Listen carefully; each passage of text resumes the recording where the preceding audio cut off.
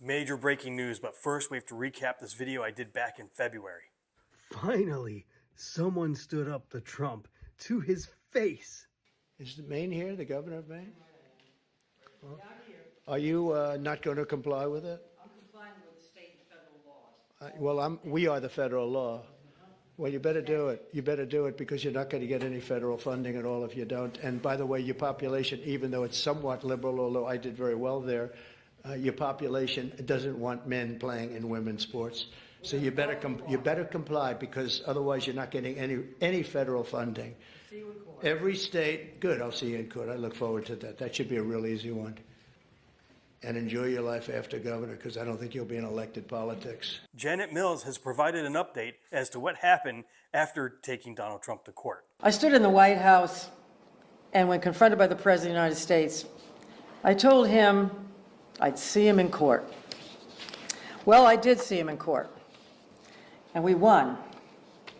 I am so pleased to say that Aaron Fry's able representation of the state of Maine has resulted in a binding agreement by the U.S. Department of Agriculture, Brooke Rollins and all of her staff, whereby they agree to refrain from freezing, terminating, or otherwise interfering with the state of Maine's access to USDA funds allocated to any official or agency or department of the state of Maine based on alleged violations of Title IX.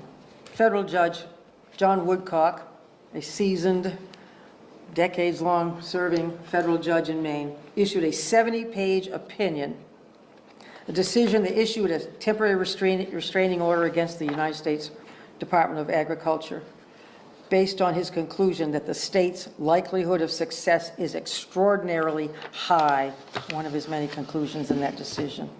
And now, on May 2nd, just 1 month after the USDA's letter, the USDA has backed down and they have agreed to stop freezing funds for the school lunch program that feeds 172,000 kids in Maine.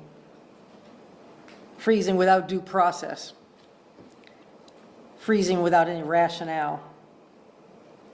Freezing without any congressional basis. And it's good to feel a victory like this. We took them to court and we won.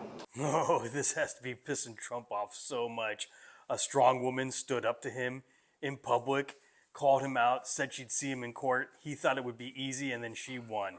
We need to see more leaders like Janet Mills come out and stand up to this man. Let me know what you guys think about this. Comment, like, share, spread the word, and I'll see you back here for the 411.